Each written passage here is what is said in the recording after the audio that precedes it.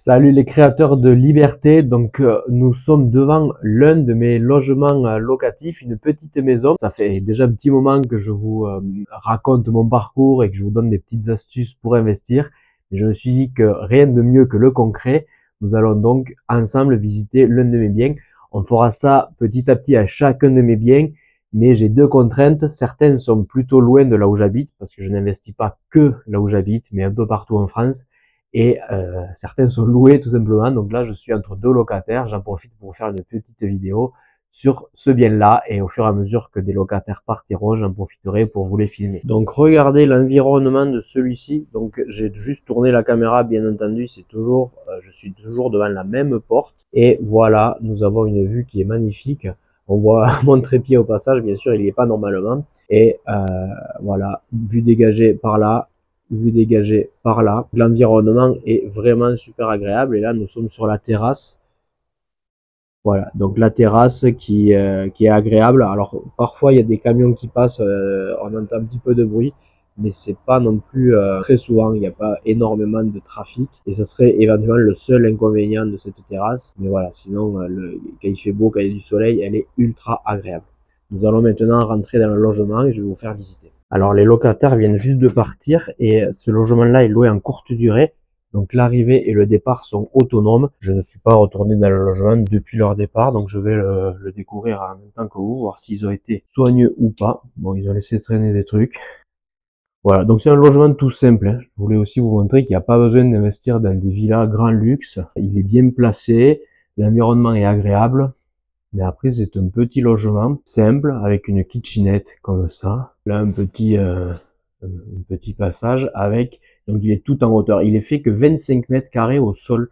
Et en fait, on a la pièce principale là où on arrive. On vient d'arriver par cette porte qu'on voit ici. La chambre se trouve en mezzanine là-haut. On va aller voir. Et la partie salon, salle de bain, c'est en bas. C'est tout simple. Et ça marche très bien, ça se loue très bien. Donc on monte dans la mezzanine. Il y a une hauteur de sous plafond qui est assez importante ici, un peu moins ici. Bon, après on y va que pour dormir, hein. Voilà, c'est juste une chambre tout simple. On a mis un ventilateur parce qu'il il fait un peu chaud. Et encore là, en fait, on a réisolé. C'est brut là le plafond parce qu'on n'a pas encore peint. Mais on a réisolé les rampants parce que les sous pente comme ça, il faisait vraiment très froid l'hiver et très chaud l'été. Donc maintenant c'est beaucoup mieux. Mais il fait quand même un peu chaud l'été, on a mis un ventilateur. Et là, on va descendre donc dans la partie du bas. Voilà. Alors la salle de bain, c'est vraiment tout petit. C'est même une salle d'eau en fait, c'est pas une salle de bain. C'est tout dans la même pièce. On a une petite pièce. Alors, par contre, on l'a refait à neuf, hein. Elle a été toute rénovée, mais toute petite sous les escaliers. Il n'y a pas de place perdue comme ça. Donc une douche, un évier, enfin un lavabo, pardon, et le toilette dans la même pièce. Voilà. C'est petit, mais c'est suffisant. Il n'y a pas besoin de plus. Alors certains, surtout des filles, m'ont fait la remarque que pour se préparer le matin, c'était pas pratique, c'était un peu trop petit. Mais globalement, ça suffit. Et voilà, et la pièce du bas, avec un radiateur, il me les a laissés à fond, là, je vais éteindre ça. Bon, ils ont été relativement respectueux. C'est pas très propre, mais c'est pas très sale non plus. Par contre, ils ont laissé traîner des trucs partout. Bon, voilà. Désordonné, quoi. Et voilà, donc une pièce qui peut servir soit de salon. Là, ils avaient besoin de 2 couchages. Donc en fait, on a un clic-clac dans la pièce du bas qui peut servir de deuxième lit, de lit d'appoint pour venir jusqu'à 4 personnes dans un tout petit logement comme ça. Donc il fait 25 mètres carrés de surface au sol, mais en comptant la pièce du bas et la mezzanine, on arrive à peu près à 55 mètres carrés habitables. Et dans une petite surface comme ça, on peut mettre 4 personnes grâce à ce couchage d'appoint. Et quand ils sont que 2 ou 1, ou qu'ils utilisent qu'un seul couchage, bien sûr, on le remet en canapé et ça fait coin salon avec la petite télé. C'est une télé toute simple. Il n'y a rien de compliqué. Donc vous voyez, dans ce logement, il est ultra simple. Et je vais vous parler des chiffres après, parce que je sais que c'est ce qui vous intéresse le plus. Il y a pas besoin de grand chose, quoi. Voilà, j'ai retourné la caméra pour qu'on me voit un peu. C'est bien toujours moi qui fais la visite. Donc c'est un logement tout simple. Vous allez voir dans les chiffres qu'il est extrêmement rentable. C'est un de mes plus rentables. Bon, parce que aussi, en fait, il est couplé, il est proche de ma résidence principale et nous avons une piscine partagée avec le locataire. Donc pour l'été, on le loue plus cher grâce à cette piscine, ce qui permet d'améliorer les chiffres. Mais en fait, le fait qu'il coûte pas cher ni en entretien ni à l'achat, ça permet de le rentabiliser très facilement. Et là, il est loué en courte durée parce que je suis pas loin, parce qu'il y a la piscine et que ça apporte une plus-value, mais je pourrais très bien le louer en location classique longue durée, il serait rentable quand même. Donc c'est de tout ça qu'on va parler tout à l'heure. Là je termine la visite et je me remettrai sur le trépied parce que vous risquez d'avoir des nausées à force de bouger. On pourra tranquillement discuter, je vous raconterai tout ça. Je ne le voulais pas montrer tout à l'heure, mais il y a la baie vitrée ici, avec une vue. Bon là, on est en hiver. Hein. Puis il y a mon bazar, le bazar de mon fils, mais c'est une vigne ça. Et donc l'été, c'est super agréable à voir la vigne. Voilà, et on a une vue, en fait, c'est beau quoi, c'est dégagé, c'est sympa. Et on peut passer par là pour aller direct à la piscine. Donc on a cette pièce qui est lumineuse grâce à la baie vitrée. Juste un canapé clic-clac, un tapis parce que c'est plus agréable pour les pieds que le carrelage, une télé, une table basse. C'est tout. Une chambre en mezzanine avec un lit en 140. J'aurais pu mettre 160, mais il n'y aurait pas eu beaucoup de place pour tourner autour. Et ensuite, ici, la pièce principale, avec un rangement pour la vaisselle de ce côté-là. Et là, petite kitchenette, le four, le frigo tabletop, du rangement, un évier, une plaque de cuisson, la haute, machine à laver, le linge. Pour la vaisselle, il faut en la main. J'avais la place que d'en mettre une, linge ou vaisselle. Et bon, j'ai fait un sondage, apparemment c'est le linge le mieux, c'est plus difficile à laver à la main. Le micro-ondes et les machines à café, ainsi que la bouilloire et une petite table pour manger avec des bancs. Voilà, on peut se mettre à 4 autour de cette table. Nous avons également prévu un petit lit parapluie et ainsi que des barrières, comme il y a beaucoup d'escaliers, pour les familles qui viennent avec des enfants en bas âge. Voilà, entre-temps, la femme de ménage est arrivée, donc je me suis rapatrié à l'intérieur de la maison. Nous allons maintenant parler des chiffres. Vous avez vu, le logement est tout simple, mais il est habitable, quoi. Il y a tout ce qu'il faut pour y passer un séjour. Il y a la vaisselle, les lits, les couettes, les oreillers, la petite cuisine où on peut cuisiner, frigo, les machines, la machine à laver, etc. Mais pas de fioritures, pas de surplus, pas de Wii, de tableau de maître ou de matériel de musique. J'ai des collègues qui louent en courte durée à qui on demande s'il y a des Thermomix. Bon, non, il n'y a pas de Thermomix. Déjà, j'en ai pas pour moi parce que je ne vois pas l'intérêt. Je n'en mets pas dans les locations parce que de toute façon, tout ce qui peut se voler ou qui est cher, ben ça, déjà si c'est cher, ça réduit la rentabilité, et puis si ça peut se voler, ça se vole. Donc non, il n'y a rien d'onéreux dans mon logement, tout pour être fonctionnel et c'est tout. Maintenant les chiffres, si jusqu'à présent la vidéo vous plaît, vous avez la deuxième partie en bonus, le lien est dans la description, vous avez juste à cliquer, mettre votre prénom, votre adresse mail et je vous envoie la deuxième partie juste pour vous. Donc j'ai acheté cette maison en même temps que la mienne, avec la piscine et un terrain de 1500 m². Donc j'ai acheté l'ensemble immobilier. C'était en 2019 et ça m'a coûté 175 000 euros. Il faut rajouter à cela 14 000 euros de frais de notaire et environ 45 000 euros de travaux pour réaménager parce qu'on l'a acheté pas cher, parce que c'était pas en état. Donc que ce soit chez moi ou dans la maison que je loue, il fallait refaire tout ce qui était cuisine, salle de bain. Je l'ai dit tout à l'heure qu'on a visité, on a refait la salle de bain à neuf, on a refait les sols, les peintures, on a refait également du placo un petit peu. Bon voilà, il y a pas mal de trucs. On a mis un portail électrique à l'entrée de la propriété. Donc voilà, budget travaux total 45 000 euros. La maison qu'on a visitée, que je loue, elle fait environ 55 m² en habitable au total et la mienne 110, ce qui fait un total à 165 000 euros. Donc vous voyez qu'on est dans une zone où l'immobilier n'est pas cher parce que le budget total est environ de 234 000 euros en additionnant tout ce que j'ai dit. 234 000 euros pour 165 m². Vous ne trouvez pas ça partout, mais c'est bien sûr dans ce genre de zone que je vous conseille d'investir. Dans des zones, alors les 1000 euros du mètre carré, ça devient un peu plus rare et puis souvent en dessous de 1000 euros du mètre carré, c'est souvent des zones quand même pas du tout attractives. Donc il faut viser les 1500 jusqu'à 2500 euros du mètre carré. Ça, souvent, il faut bien sûr faire une étude du marché, mais souvent c'est les zones où l'immobilier est le plus intéressant, pas trop cher, mais suffisamment attractif. Et c'était le cas de ma ville. Alors d'ailleurs, ça a augmenté depuis, j'ai acheté en 2019, nous sommes en 2025 quand je tourne la vidéo. Aujourd'hui, ça vaudrait plutôt 280 000 euros à peu près le total, et moi ça m'a coûté 235. C'est parce que ça a un petit peu augmenté, mais ça reste 280 000 euros pour 165 m². Ça reste du 1007-1008 du mètre carré, ce qui est pile poil dans la bonne fourchette que je vous conseille. Alors, vu que ma maison est à peu près 2 fois plus grande que celle que je loue, j'ai tout fait en prorata un tiers. Tous les coûts globaux pour les deux maisons, je divise par 3 pour avoir le coût du locatif, puisque c'est ce qui nous intéresse dans cette vidéo. Donc vous n'avez pas besoin de savoir combien m'a coûté ma maison, même si du coup vous pouvez le déduire facilement. 175 000 euros d'achat, plus 14 000 euros de notaire, plus 45 000 euros de travaux. on arrive au total à 234 000 € de coût global. Donc, si on divise par 3, ça nous fait 78 000 € en coût total pour la maison que je loue. 78 000 € en comptant l'achat, les frais de notaire et le prorata des travaux que j'ai fait pour cette maison-là. Cette maison, donc 78 000 €, j'ai fait un emprunt de tout sauf une partie des travaux. La banque m'a financé 13 000 € de travaux et j'ai financé le reste de ma poche. Donc sur les 234 000 €, j'ai fait un emprunt de 202 000 et j'ai mis 32 000 € d'apport. C'est principalement dû au fait que on a fait plus de travaux finalement que ce qui était prévu initialement.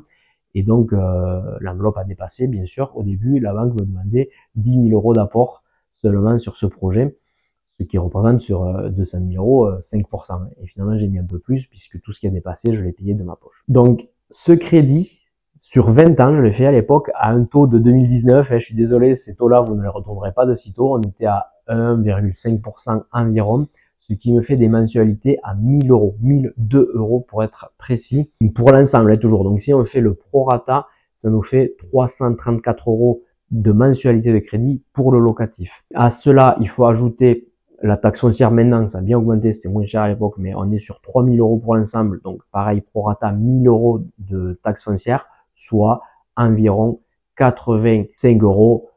Là, je vous fais les calculs de tête, donc c'est peut-être pas précis à l'euro près, mais c'est à peu près ça par mois. On a également 10 € d'assurance. On a le comptable aussi qui me prend un forfait pour tous mes biens, ce qui fait au prorata 24 € par mois pour ce bien-là. J'ai également l'entretien parce qu'il y a du terrain, donc il faut la tonte de la pelouse, la taille de la haie, la taille des arbres fruitiers. C'est un budget de 1200 € par an, soit 100 € par mois en moyenne. Mais pareil pour l'ensemble, parce que ça me sert aussi pour moi, puisque tout ça c'est commun, le jardin est commun entre ma résidence principale et le locatif. Donc si on fait le prorata qu'on divise par 3, ça fait 33 € par mois pour l'entretien des espaces verts. Et c'est tout, en frais, il n'y a pas d'impôt sur le revenu, parce que grâce aux amortissements comptables, j'ai ce bien, je l'exploite en LMNP, location meublée non professionnelle, où on peut déduire les intérêts d'emprunt, on peut déduire l'amortissement du bien, ce qui fait que je suis en résultat comptable négatif, alors que j'ai pourtant un cash flow positif. Donc, je n'ai pas d'impôt sur le revenu à payer. Et si je devais le louer en longue durée, ça serait tout. Là, j'ai des frais supplémentaires du fait que c'est loué en courte durée, mais déjà, faisons le total. Le total de l'ensemble de ces charges-là, c'est 486 € par mois. Et ce bien-là pourrait se louer. J'avais fait une étude de marché à un moment donné parce que j'avais hésité au début à le louer en longue ou en courte durée.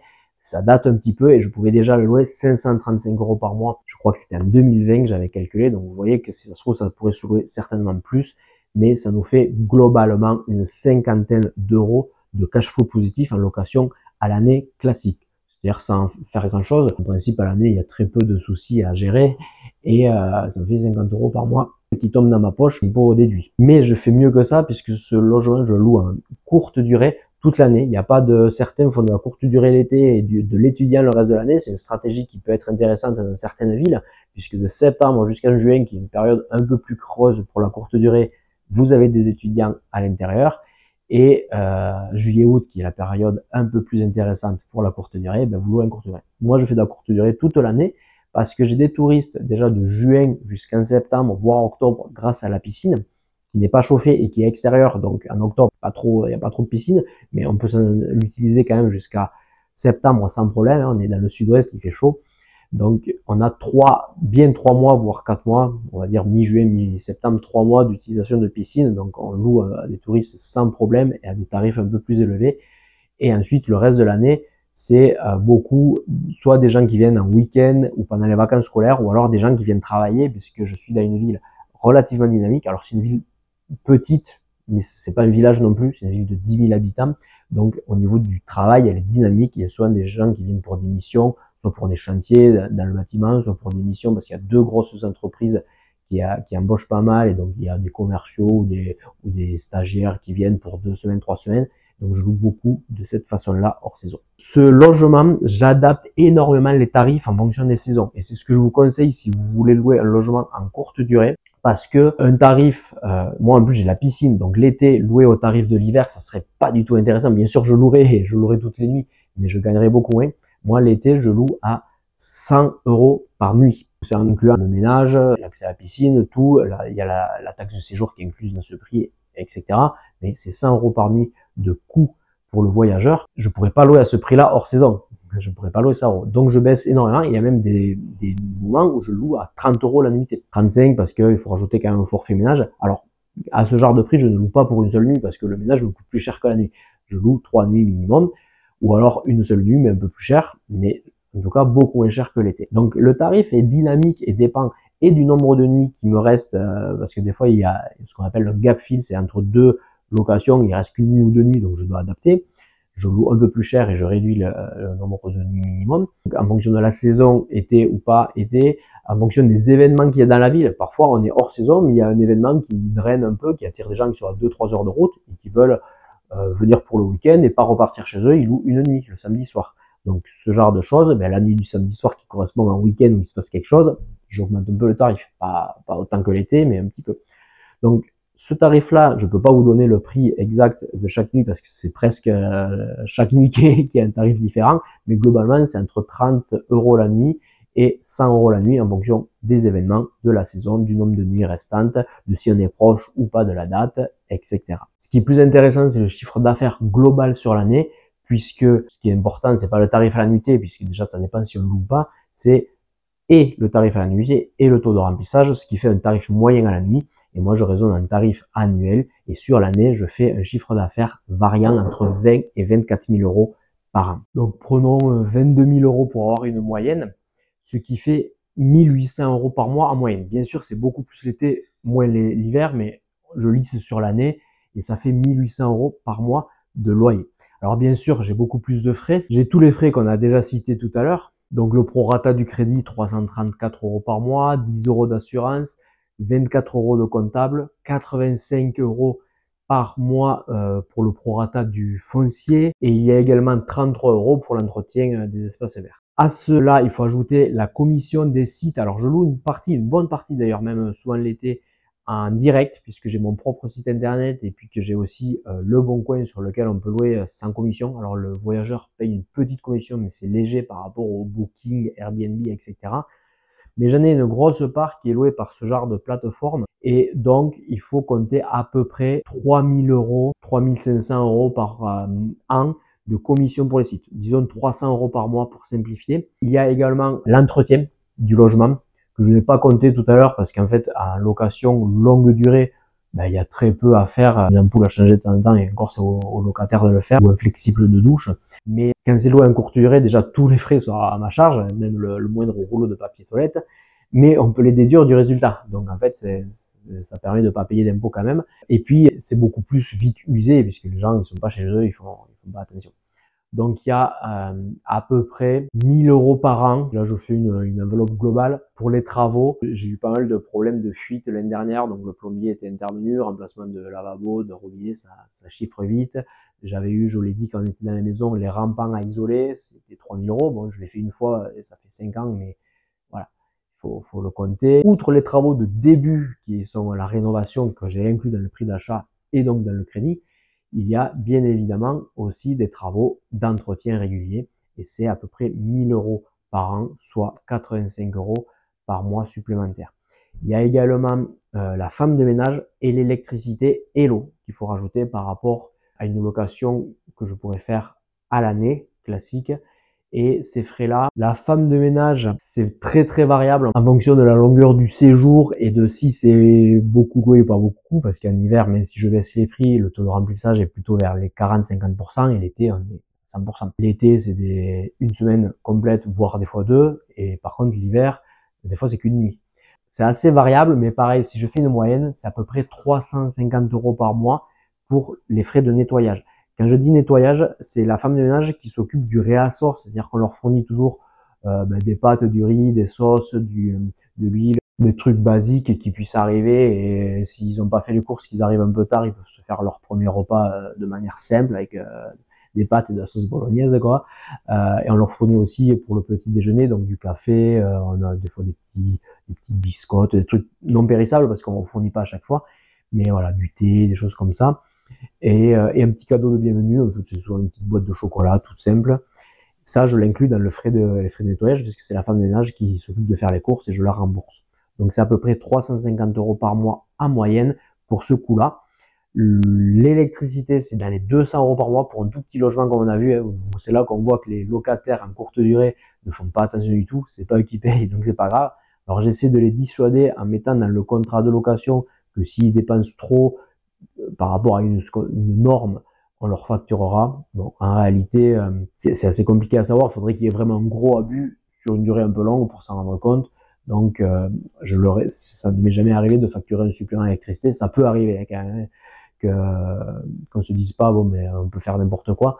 Je fais quand même un peu attention, mais bon voilà. Forcément, ça consomme plus que si c'était pour chez nous et que c'est nous qui payons l'électricité. Donc 200 € par mois pour l'électricité et l'eau, c'est assez faible, c'est 400 € à l'année, donc 33 € par mois en moyenne. Et donc si je ne me suis pas trompé en calculant dans ma tête en même temps que je vous l'ai dit, on doit être à 1400, je dirais 54 €. Je vous mettrai le récap chiffré ici et donc si je me suis trompé, je vous mettrai les vraies valeurs. Mais ça doit faire 1450 € en gros par mois de coût total, ce qui est pas mal hein, quand même. Il ne faut pas se dire que ça coûte rien. Et en fait, ça augmente la non-tranquillité puisque forcément, il y a plus de problèmes avec des courtes durées, plus de choses à gérer.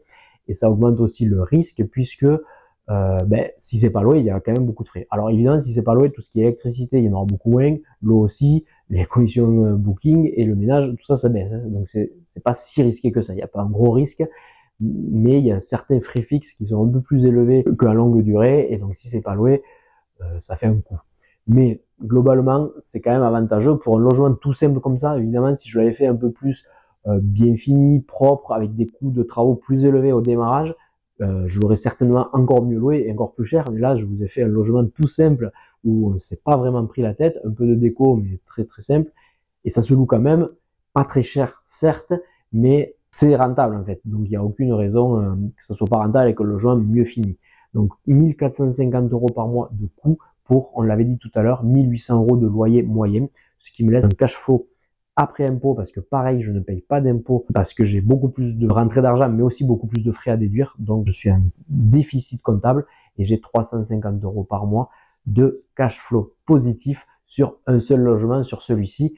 Donc vous comprenez bien que c'est assez facile de faire ce que je vous annonce dans toutes mes vidéos, avec 9 biens, en fait j'ai 8 biens locatifs plus ma résidence principale, à un coût de 300 € par bien. Moi j'annonce entre 1500 et 2000 € de cash flow. J'ai certains biens qui sont un peu moins rentables que celui-là, mais c'est assez facile d'arriver à 1500 € dans ces conditions. Alors certains sont loués en longue durée, donc bien sûr ils m'apportent moins de cash flow, mais j'ai des 50 à 100 € de cash flow pour les logements en longue durée, et des 300 à 400 pour ceux qui sont en courte durée.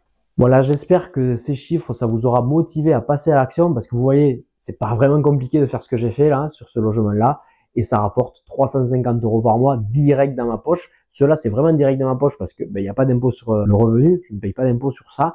Et ensuite, ça passe pas par une société. J'en ai d'autres, j'ai une SCI pour éviter de dépasser le plafond du location meublée non professionnel. Mais pour celui-là, c'est 350 € direct dans ma poche, sans passer par une société, sans passer par des impôts, sans passer par une flat tax ou des dividendes ou autre.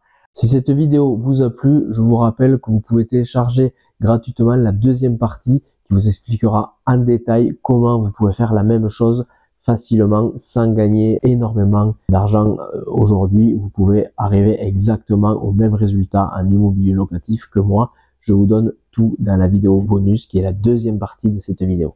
Voilà, à très bientôt, le créateur des libertés. Je te dis à la semaine prochaine pour la prochaine vidéo. Ciao.